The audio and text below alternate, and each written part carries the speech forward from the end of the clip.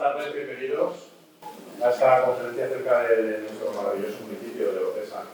No voy a extender porque vamos con un poquito de retraso, así que es que luego nosotros tenemos otro evento que sería aquí arriba de la plaza de la iglesia. Así que directamente cedo la palabra a Manuel, que gracias por el interés y por todo lo que estás haciendo por la que tenemos en muy alta estima y que por favor que sigas así y que nos sigas enseñando todo lo que desconocemos de este maravilloso pueblo. Muchísimas gracias y bienvenidos.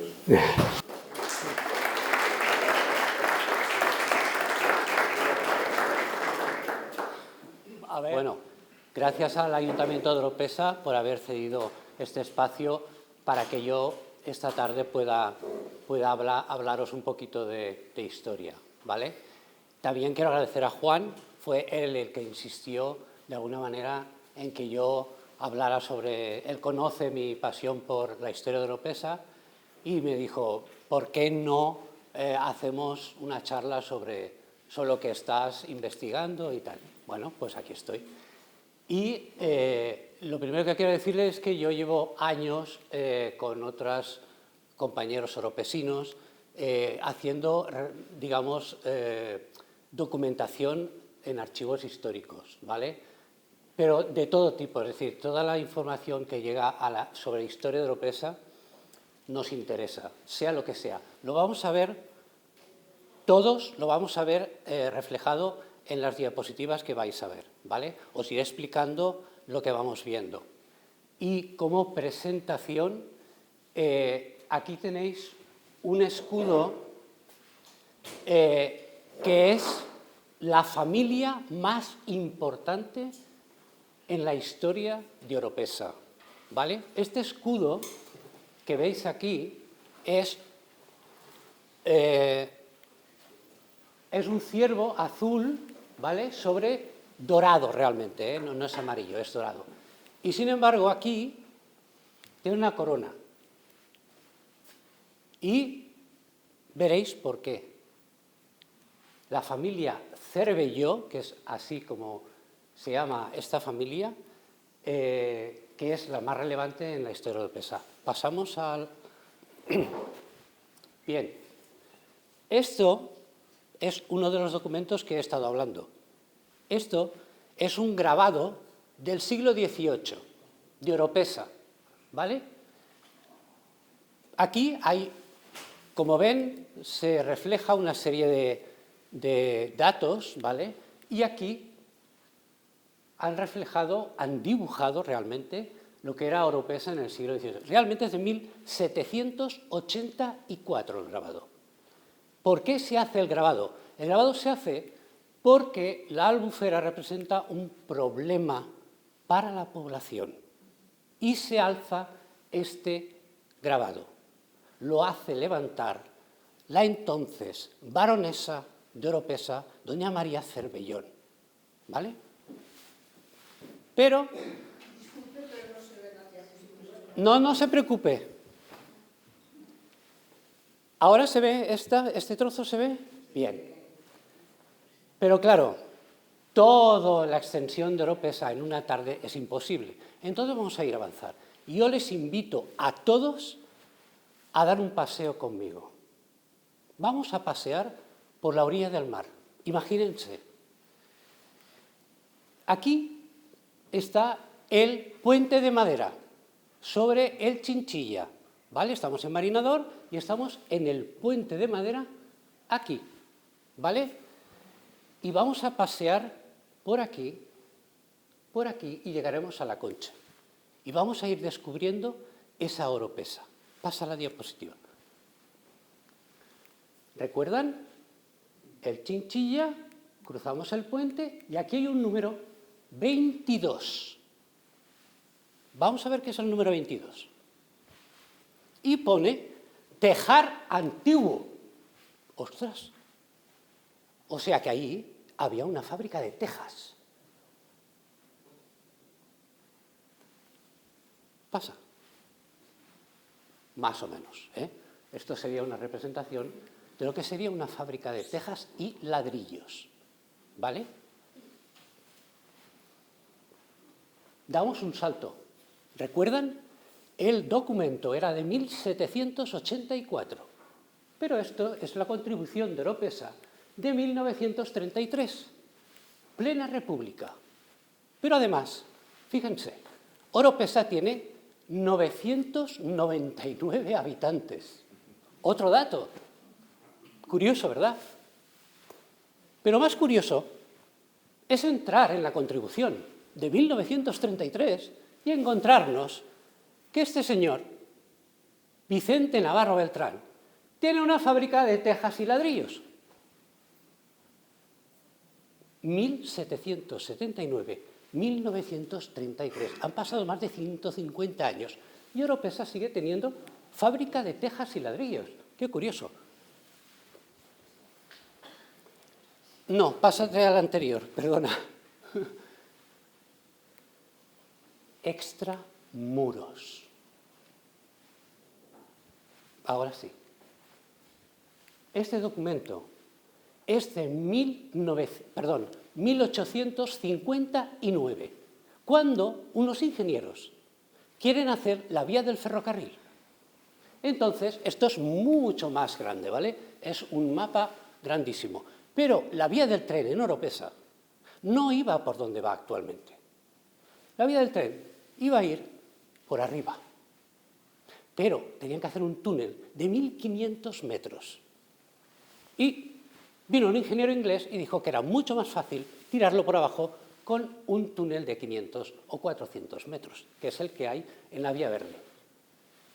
Bien, extramuros quiere decir que Oropesa vivía dentro de murallas. Esto es de 1859 y Oropesa, como ven, esto es el castillo, estos son las murallas, ¿vale? Esto es Ramón y Cajal, que en ese momento no tenía ni nombre, y esto es la venta. Pasamos. 1900. Oropesa sigue dentro de las murallas. Esto es el castillo y estos son las murallas de Oropesa. Sin embargo, como ven, aquí empieza a crecer un poco el pueblo hacia afuera de las murallas. Esto es Dr. Fleming y esto es Ramón y Cajal. Por eso ponía extramuros, porque hasta 1930 Oropesa vivirá todo el mundo dentro del recinto amurallado. Otra información, un mapa, 1908.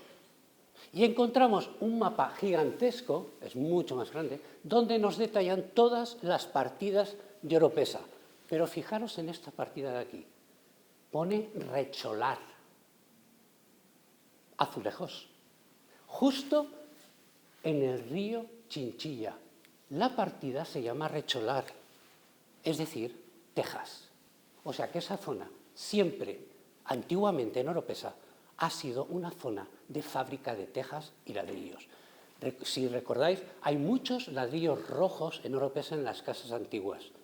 Así, pues todos esos ladrillos seguramente fueron construidos en esa zona. Pasamos. Bien, estábamos aquí, íbamos caminando, pero resulta que nos encontramos con todo esto, ¿vale? Y todo esto. Y esto es la Albufera, evidentemente. Pero esto es una restinga. ¿Algún geólogo? ¿Paco? ¿No? Una restinga es nada más y nada menos que la acumulación de gravas y arenas arrastradas. Esto es el Tosalet, ¿vale? Y todo lo que ha ido acumulando durante miles de años forman esta barrera natural. ¿Por qué? Porque esto era mar. Esto era mar. Y esto es lo que ha ganado al mar. ¿Qué pasa? Que la Albufera tuvo muchos problemas en Oropesa. Primero, la Albufera entra agua por aquí, de forma natural, ¿vale? Esto son malecones. Aquí hay un malecón antiguo que recogía el agua no solo que venía del barranco, sino que además evitaba que el mar penetrara con exceso y salinizara en exceso la Albufera. Aquí tenemos otro malecón, también del 18, que también evita que toda el agua de mar entre y salinice en exceso, porque aquí ven que hay tierras de cultivo, ¿vale? Y esto de aquí es el desagüe natural que aún existe, y luego hablaremos, de la Albufera. El problema de la Albufera es que no solo recibe el agua de lluvia, ¿vale?, y la influencia del mar, porque hemos dicho que antes esto era mar, por tanto estaba muy salinizada y además cuando había temporal, esto lo saltaba muy fácil el mar, ¿vale? Pero es que además la zona más ancha tenía 100 metros.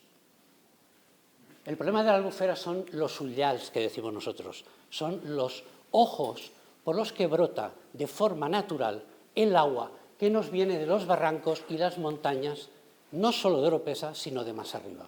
Entonces, era imposible desecar la Albufera. Pero, bueno, se hicieron. Vamos a pasar la diapositiva. Aquí veis lo que he estado hablando yo, ¿vale? La laguna o albufera, las obras de las acequias, los malecones y los portillos.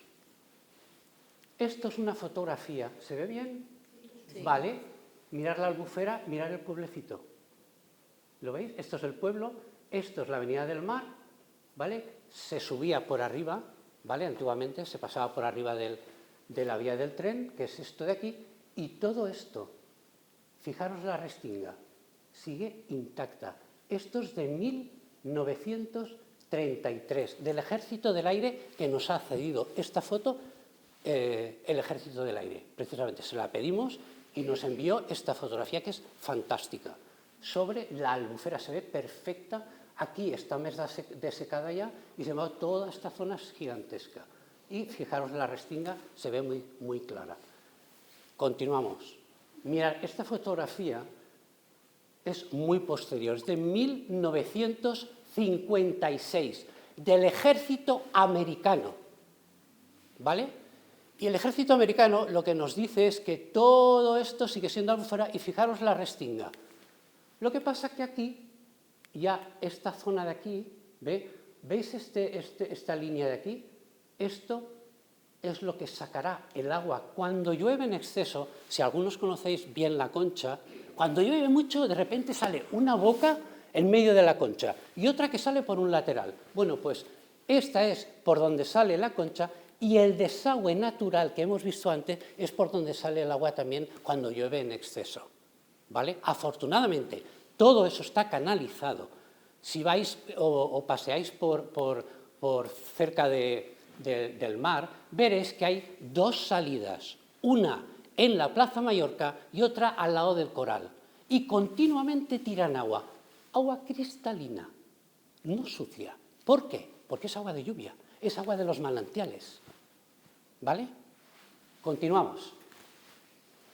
¿Recordáis el 6 que os he comentado? Bien, ahí estaba la Albufera y aquí hay una salida natural, ya en el 1779. Mirad, tiene la misma posición hasta la calle. La salida del mar viene por aquí. Si conocéis Oropesa, aquí continuamente hay una salida de mar, ¿vale? Y esto es otro documento que encontramos los que investigamos la historia de Oropesa, y es que el Banco Agrícola de España pide dinero para, no sé si lo leéis, ¿vale?, la desecación de las marismas de Huelva y la Albufera de Oropesa. Quieren desecar la Albufera. Lo que no se esperan es el problema que tiene la Albufera, y es que no se puede desecar, porque el agua viene de abajo, no solo de la lluvia. Otra vez, el 16 de diciembre de 1863, en el Archivo Histórico de Madrid, en la prensa histórica, encontramos, bueno, no os lo podéis imaginar, hay como 50 de estos parecidos de intentos de desecación de la Albufera de Oropesa. Y cogían pasta para desecarla. pero no hubo forma. Pasamos. Mirad, esto es el documento del grabado que os he comentado. Y aquí aparece, bueno, aquí no está la señora, bueno, esto lo emite es un informe que emite la baronesa de Oropesa. Y fíjate, ella se queja porque en estos años 1723, 1767 y 1777 hay epidemias de malaria en Oropesa que devastan totalmente la población. Es tremendo. ¿Pero qué pasa? Malaria viene de mal aire. La palabra malaria viene de mal aire. Mal aire, que se creía la gente de entonces, del siglo XVIII, que era la que provocaba la muerte de las personas. Pero no era así. Eran los mosquitos. La malaria se transmite por la picadura de los mosquitos, pero no lo sabían. Se pensaban que el olor de la albufera era la que provocaba la muerte de todas esas personas. Hubo realmente una masacre auténtica en Oropesa. Pasamos. Y vamos a ir caminando. Cuando vayan por el Paseo de Piedra y llegan, pasan la isleta, suben para arriba y cuando están en la zona más alta y miran la isleta abajo y miran el faro enfrente, ahí en ese punto, acuérdense de este momento. Y tienen que acordarse que ahí había una ermita, justo arriba, ¿vale? A unos metros, evidentemente. Había una ermita que le da el nombre luego a la montañeta de San José, ¿vale? Pero realmente esa montaña se llamaba Tosal Morro de Gos. Y, igual que esto, Morro de Gos. Pasamos. Ahí lo tenéis. Tosal Morro de Gos y ermita de San José. Pasamos. Pero la ermita de San José no fue siempre ermita de San José. Era esto, bueno, es una recreación hecha por mí, ¿eh? Esto era una iglesia defensiva. De hecho, se llamaba la iglesia de la defensa, porque dentro albergaba a la Virgen de la Defensa. Había tres, capillitas, digamos de alguna manera, porque había tres imágenes. Una era de la Virgen de la Defensa, otra era de San Juan Bautista y la tercera era... no, la Magdalena. Es una trilogía muy famosa en esa época, ¿vale? La Magdalena, San Juan Bautista y la Virgen. Esta iglesia la construyen, pero claro, en la época en que se construye, que es el siglo XVI, Oropesa era muy complicada y la tuvieron que artillar, ¿vale? Y los soldados, en esta representación no lo he hecho muy bien porque muchos soldados dormían aquí, en el hueco de la... Bueno, pero eso es otra historia. Pasamos. Y vamos a la familia Cervelló. Como les he dicho, son muy importantes para Oropesa. Ya lo verán. Este señor es Pedro de Cervelló, segundo barón de Oropesa. Segundo. Y este señor es el que hace la iglesia de la Defensa. Este señor, además, era gentilhombre de boca de Felipe II. Es decir, que paraba la mesa, tenía la atención con el rey, ¿vale? Pero además, le acompañaba a las capillas, a misa y a las guerras. De hecho, Pedro de Cervelló estuvo en la batalla de Lepanto, ¿vale? Y tuvo una muy buena relación con Felipe II, hasta que incluso le hizo una venta muy importante de Oropesa, que vamos a ver enseguidita. Pero además, don Pedro muere en Vinaroz, justo en Vinaroz. Vamos a pasar Esto es otro de los documentos que nos encontramos los que hacemos investigación histórica de Oropesa. Esto es el pago a los soldados de esa iglesia que hemos visto, de la Iglesia de la Defensa, ¿vale? Y aquí dice que Juan Grau, hijo de Francisco, bueno, es que yo estoy acostumbrado a leer estas letras, le paga, bueno, le deben el sueldo de cada mes, ¿vale? Aquí pone, pagaré 8 meses y 5 días. Esto es el pago, fíjense cómo le denominan, morro de gos, ¿vale?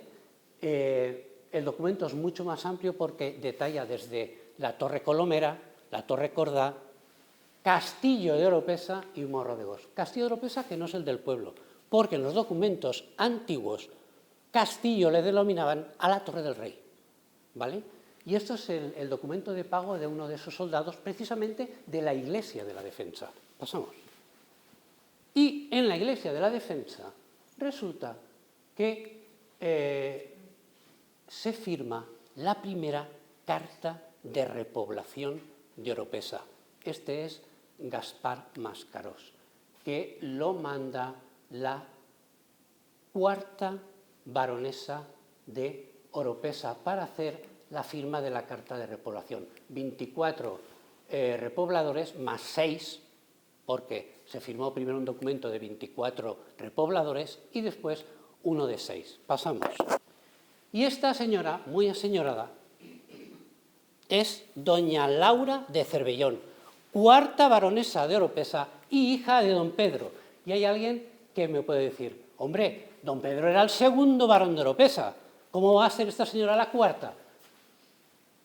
Pues porque tuvo un hijo, Juan, murió sin descendencia y sin casarse, y evidentemente hereda doña Laura de Cervellón la baronía, ¿vale? Esta mujer será la que sentará las bases a la futura Oropesa, la que da la carta de repoblación, no la primera, sino las dos que existen, ¿vale? Como ven, es una señora muy potente, ¿eh? ¿Por qué? Porque esta señora no solo hereda la baronía de Oropesa, hereda casas y palacios en Valencia y además castillo y poblaciones en Italia, en Case concretamente, ¿vale? Joyas, en fin.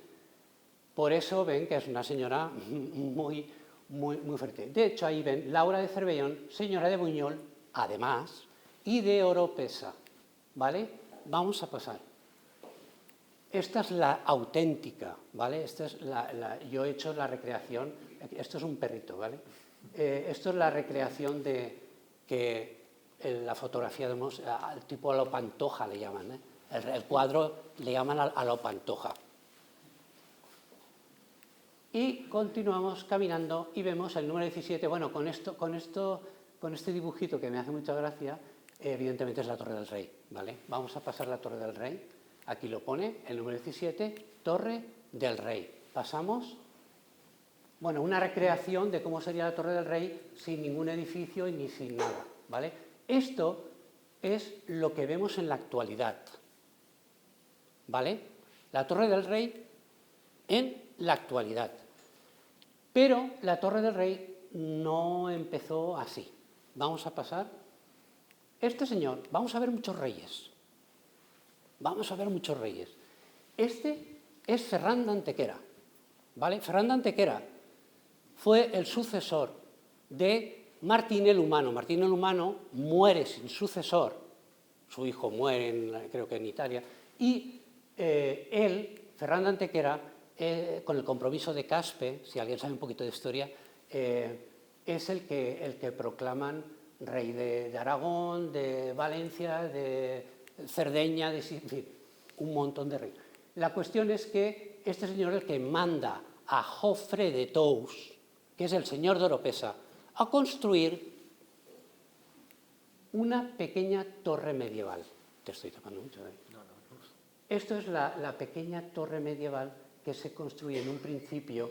Esto es un aljibe que hay enfrente y por aquí se entra cuando estás dentro de la torre, ¿vale? Entramos por aquí. Y estas son las dos estancias que vemos cuando estamos dentro de la torre.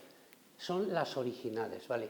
Y esto era un recinto amurallado porque se pretendía no solo construir esto, sino que ir más allá. Querían construir un monasterio, de hecho se recaudó dinero en el Reino de Valencia para construir todo un complejo aquí, ¿vale?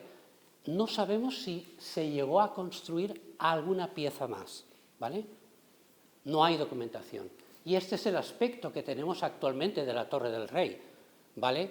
Imponente, un acabado renacentista del siglo XVI, ¿vale? Porque el anterior es de 1413, siglo XV, el medieval. Este es muy posterior. Pero ¿quién es el autor de todo esto? Pues el autor de todo esto es este señor, don Joan de Cervelló, primer barón de Oropesa. Este era el papá de Pedro, el de la Iglesia, ¿vale? Y el abuelo de Laura, la que firmó la Carta de Repoblación. Joan de Cervelló sirvió a los reyes católicos, ¿vale? Era un noble militar que después sirvió a Carlos V, primero de España y V de Alemania, ¿vale? Con lo cual tenía muy buena relación con el rey también. Es decir, toda la familia Cervelló estaba muy unida a la corona. Recuerdan al principio el escudo, ¿verdad?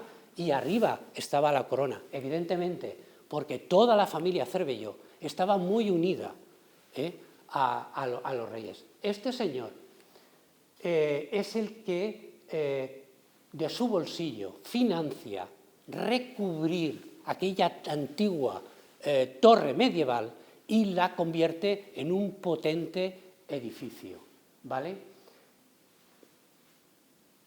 ¿Lo veis? Esta es la torre medieval y él lo que hace es la recubre, la abraza de una forma mucho más potente, con acabados. ¿Sabéis lo que pasa? Que Joan de Cervelló venía de Italia.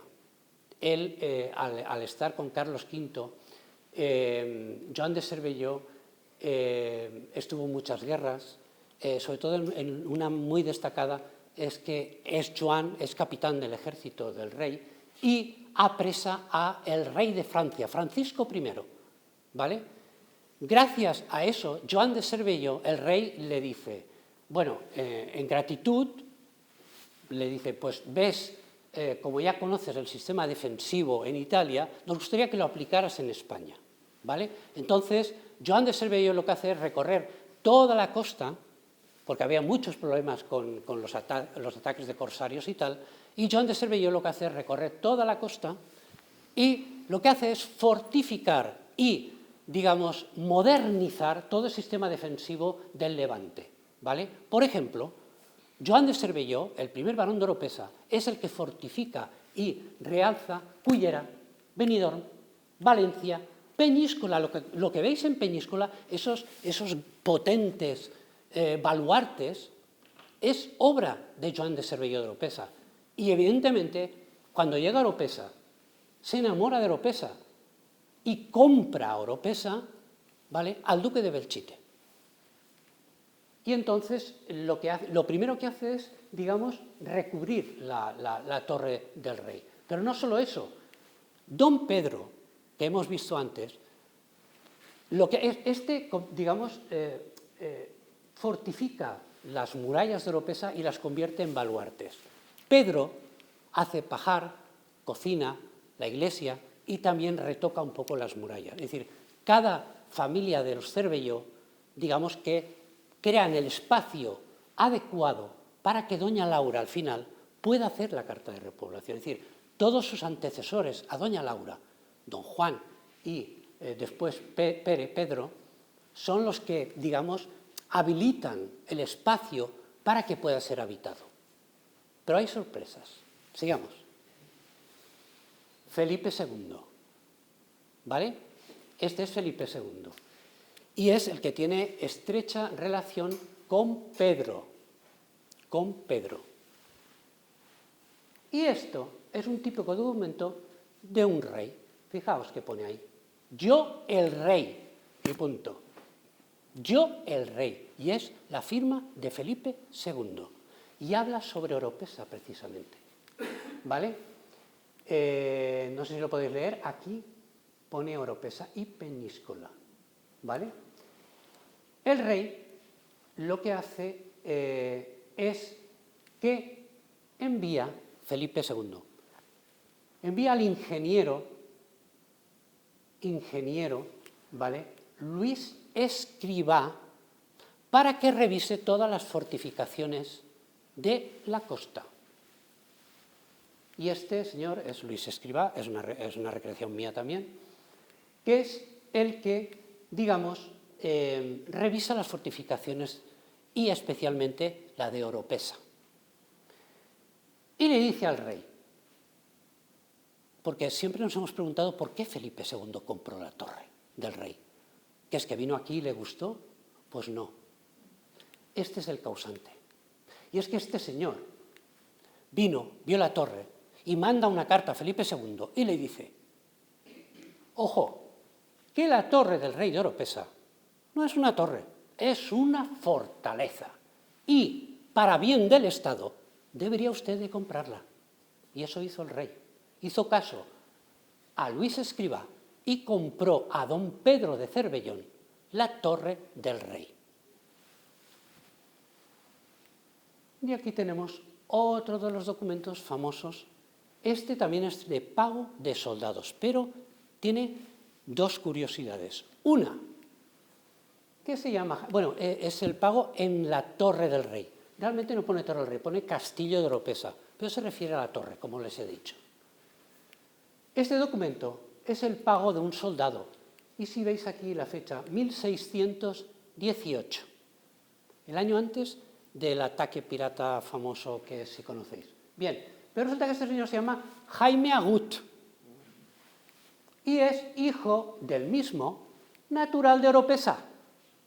Este señor nació en Oropesa, era un soldado, era atajador, que creo que lo pone aquí, atajador, atallador, que eran los que con un caballo se recorrían la costa mirando a ver si venía algún barco pirata. Pero hay otra sorpresa, tiene 35 años, en 1618. Carta de repoblación, 1589. En 1618, con 35 años, ese señor tenía 6 años cuando se hizo la Carta de repoblación. ¿Qué quiere decir eso? Que en Oropesa, las familias de los soldados que vivían y estaban en las torres, ya vivían en Oropesa. En la Carta de repoblación, esta gente no firmó, pero estaban. Seguimos.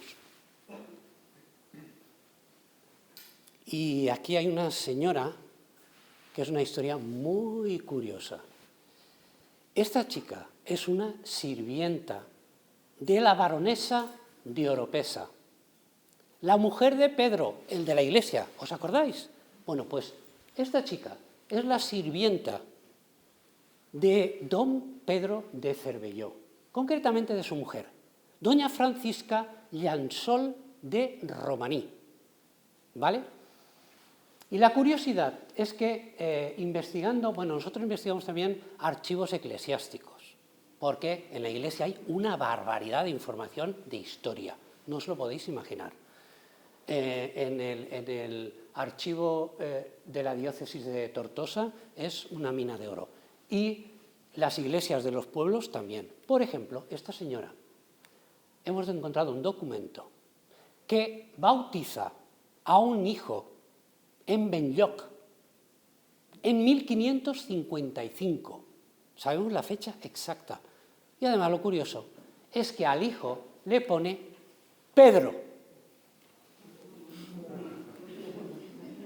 como a su amo.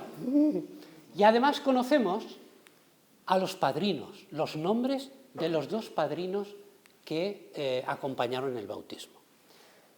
Pero lo curioso de esta chica es que protagoniza un hecho histórico muy documentado y muy gracioso. Y es que la señora Francisca Llansol de Romaní, a medianoche, se despierta muy azarada porque oye unos ruidos en la playa de la Concha. Y dice, ¿ves? Y a ver qué, porque la noche anterior unos pescadores habían arrimado las barcas a la playa. Y seguramente dice, seguramente los pescadores están armando barullo. ¿Ves? Y mira a ver qué pasa. Y la chica esta se va corriendo hacia la playa, pero vuelve inmediatamente y le dice a doña Francisca del Sol de Romaní: no son los pescadores, son 3 galiotas de moros que se están acercando por la de eso. Y doña Francisca despierta a un artillero, se va arriba a la azotea y se lía a disparar contra las galiotas de corsarios que había en el mar. Esto es un hecho, o sea, está totalmente ilustrado en la historia, pero aquí no termina esta historia, ¿vale?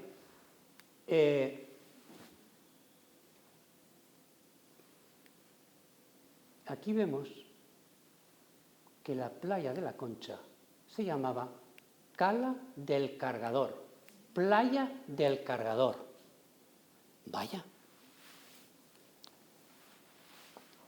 Aquí veis la playa de la Concha, ¿vale? Como hemos dicho, esto era la salida natural de la Albufera y esto es la playa, es exactamente igual que ahora, ¿eh? O sea, si veis fotografías, la playa de la Concha es exacta.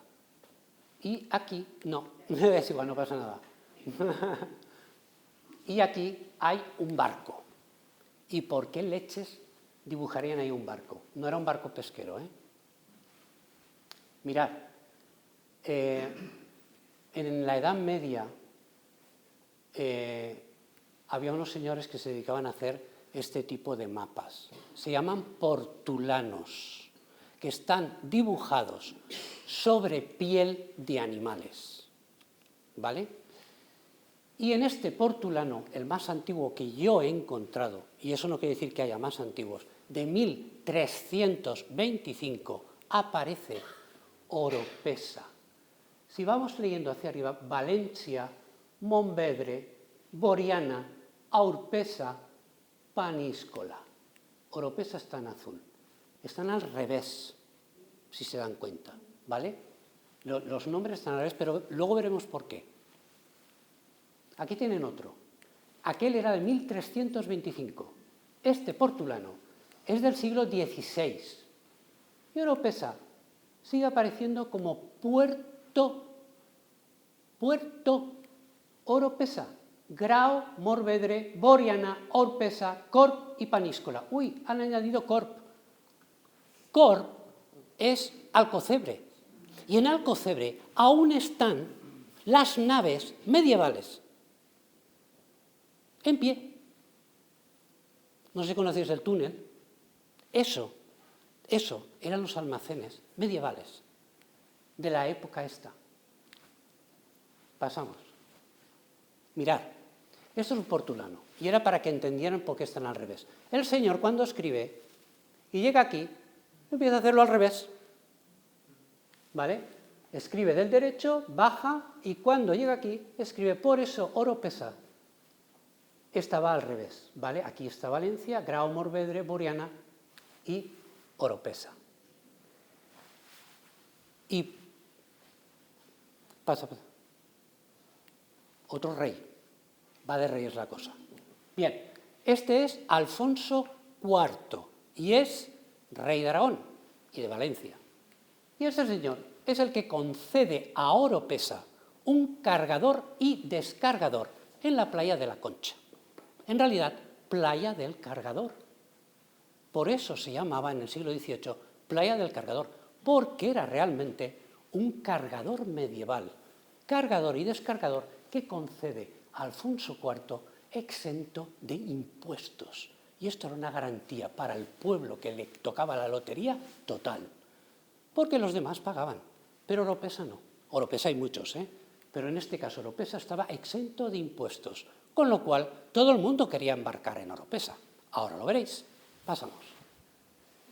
Por ejemplo, tenemos un albarán. Este está transcrito del documento antiguo a algo más legible, digamos, pero está en valenciano antiguo. Este documento es de ahí lo pone, Natividad del Nuestro Señor, de 1378.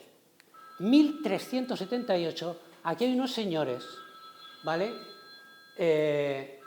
Los jurados de Villarreal que pagan a los porteadores del rey a cada porteador 2 florines de oro. ¿Vale? ¿Por qué? Por llevar fusta, madera de los barcos desde la serra hasta Oropesa. Es decir, llevaban maderas desde la sierra en Garcerán hasta el puerto de Oropesa para ser embarcados, para normalmente los astilleros de Valencia, que era donde el rey seguramente tenía para construir barcos de batalla o de transporte o de lo que fuera. Continuamos. Mirad, pero resulta que este grabado es del 18 y lo que hemos visto es del 14.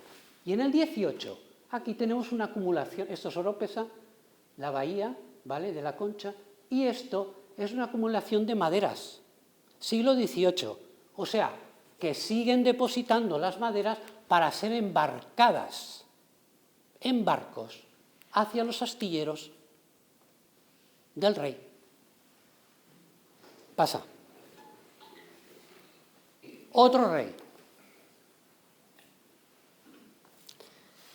Este rey es Martín el Humano, antes lo he nombrado, ¿vale? Martín el Humano tiene una anécdota muy curiosa en Oropesa. Martín el Humano tenía la fea costumbre, para los historiadores, de tener un diario. Y eso, para nosotros, es una joya.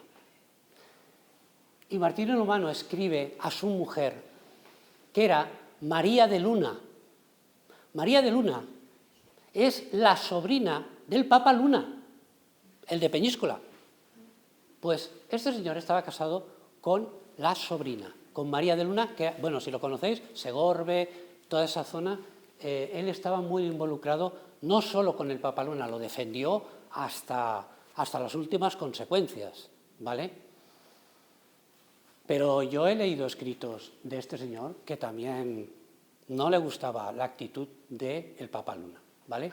Pero era la mujer, la anécdota de este señor es que escribe a su mujer, creo que es un 12 de julio de 1404, y le dice que salen de Valencia, del puerto de Valencia, y salen en el puerto de Oropesa.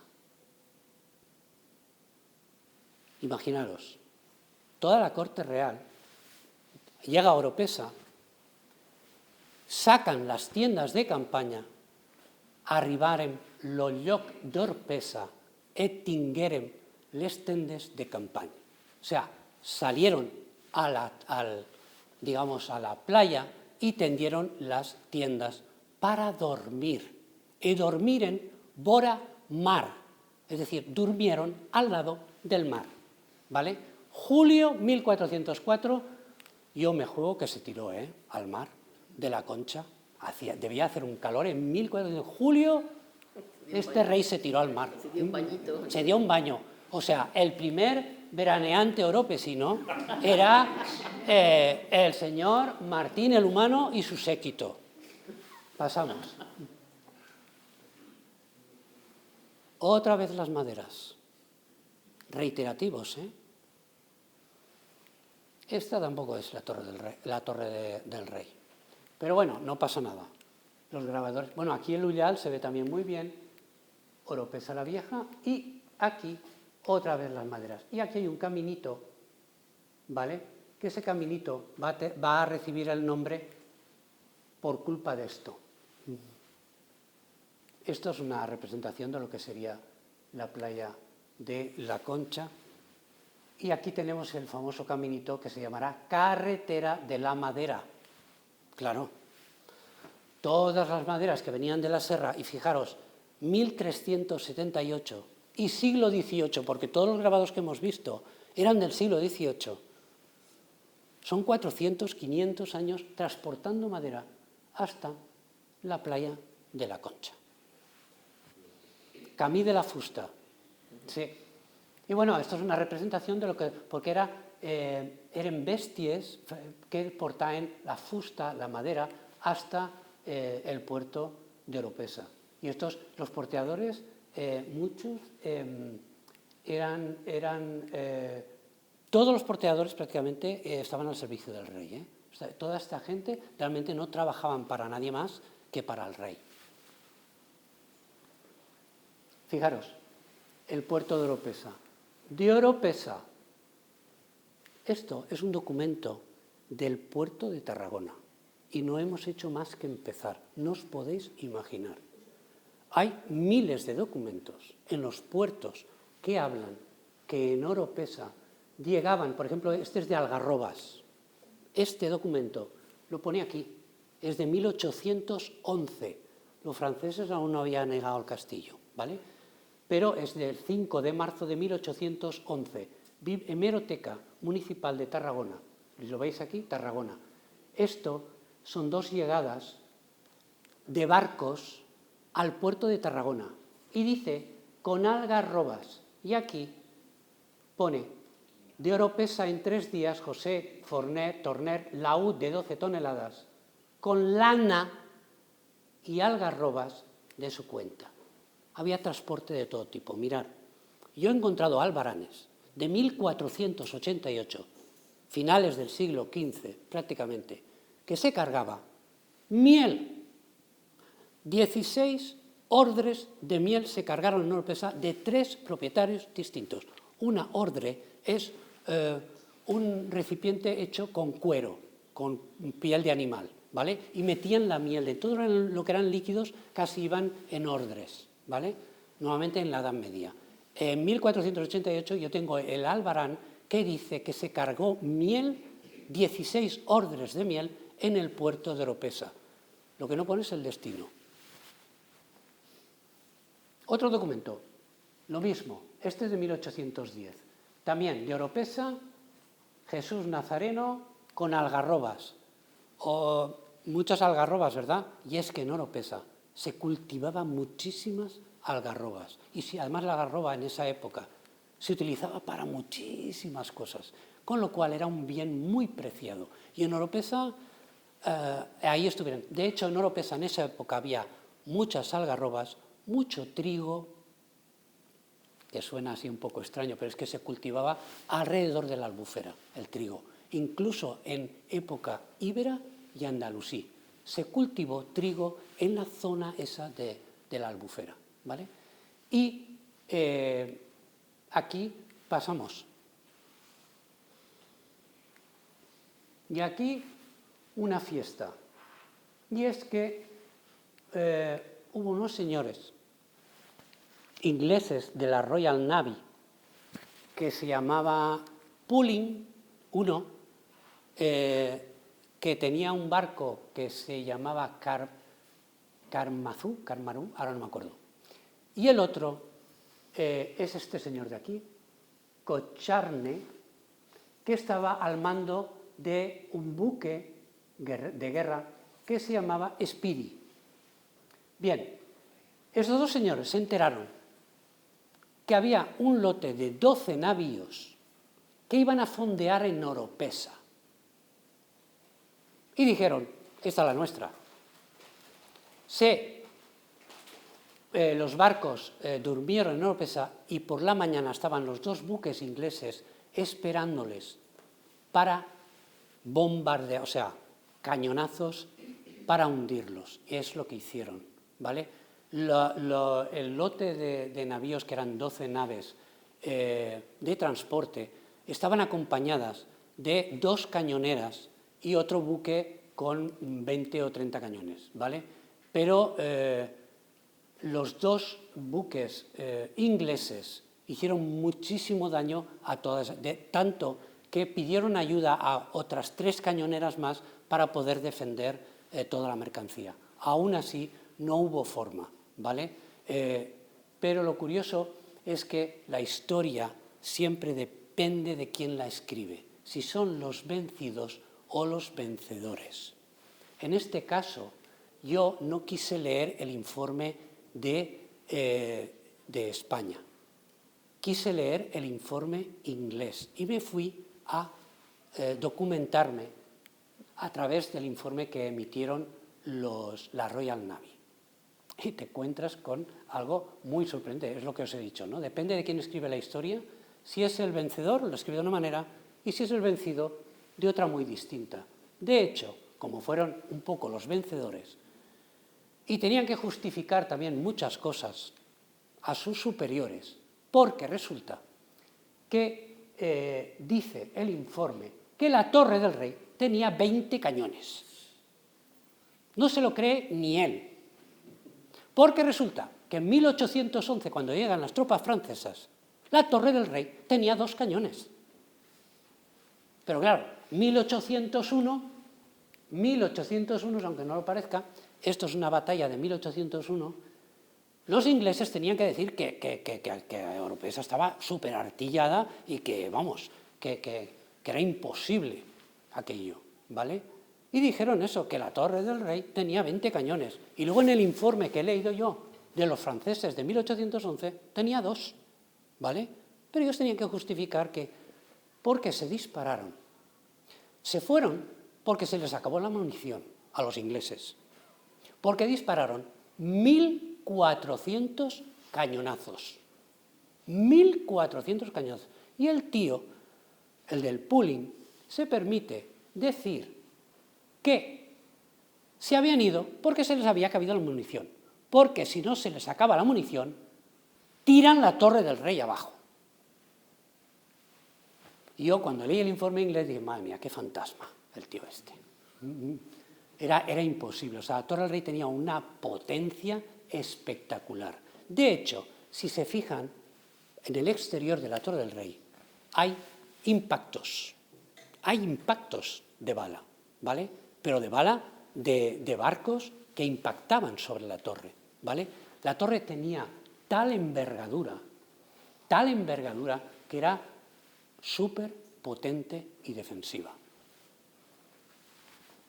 Este señor no es el que yo le he dicho el fantasma, este es el otro, ¿vale? Y este es Corchane, que es el que digamos, el almirante inglés que hace, no el informe, porque el informe lo hace el almirante del pooling, ¿vale? Y aquí volvemos otra vez al inicio, ¿vale? Hemos dado un paseo por toda la costa. Y, mirad, no les he contado una anécdota de doña Francisca Llansol de Romaní, que esto ya es para rizar el rizo. Resulta que el año después de la que señora Llansol de Romaní disparó a los corsarios, esto es cierto, es una carta que emiten desde el Reino de Valencia a Felipe II y le dicen que si don Pedro no está en la fortaleza de Oropesa, no pasa nada. Está la capitana de su esposa que va a defender muy bien Oropesa. Esto es un hecho verídico. O sea, mandaron una carta a Felipe II diciendo que no había ningún problema. Es que don Pedro tenía la costumbre de ir de guerra con el rey y de ir a Castellón y de ir tal. Y era ella, de hecho, ella incluso nos la describen como una mujer pequeñita y regordeta, pero con un genio espectacular. Ya imaginaros, para mí, o sea, yo cuando vi la imagen o leí el informe dije, es Agustina de Aragón, o sea, es la Agustina de Aragón oropesina, es textual, porque era una mujer muy valiente para digamos, subirse arriba y decir al artillero, dispara ahí, que estos vienen a por nosotros y estos se van a ir.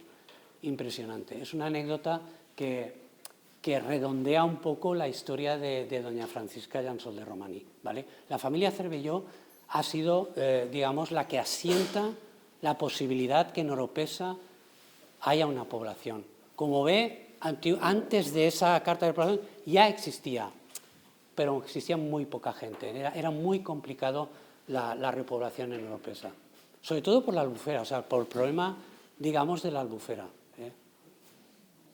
¿Alguna pregunta más por ahí? Pues nada.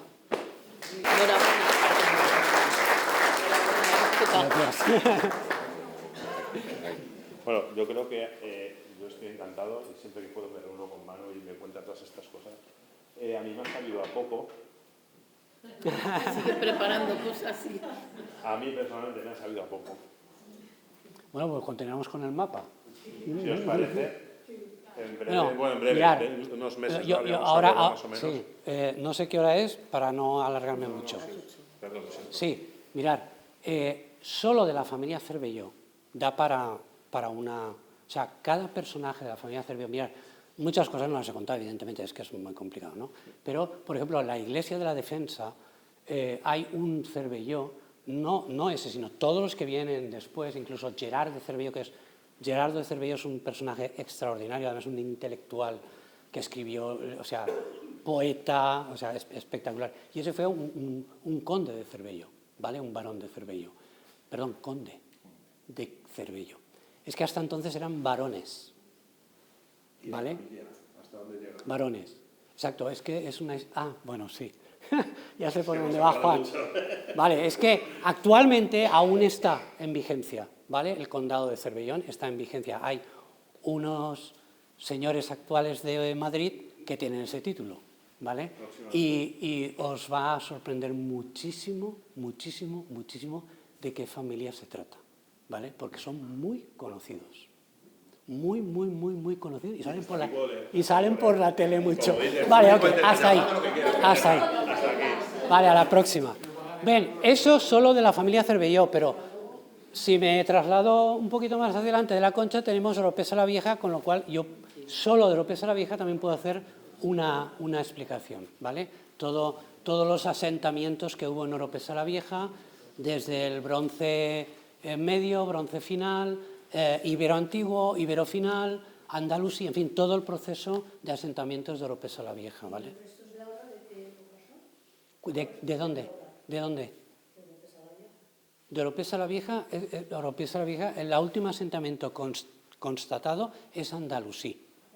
Sí, ¿vale? Pero eso no quiere decir, o sea, un asentamiento quiere decir que hubo gente, Oropesa la Vieja era un amarradero andalusí. O sea, era un control, digamos, de la costa, ¿vale? Que dependía administrativamente del castillo, ¿vale? Oropesa la Vieja dependía administrativamente del castillo. De hecho, Oropesa en época andalusí llegaba hasta Peñíscola.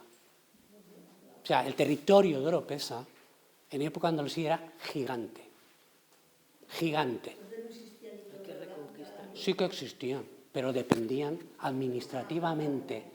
En época andalusí no tiene nada que ver con la época cristiana. Entonces, en la época andalusí, Oropesa era mucho más grande, ¿vale? Territorialmente.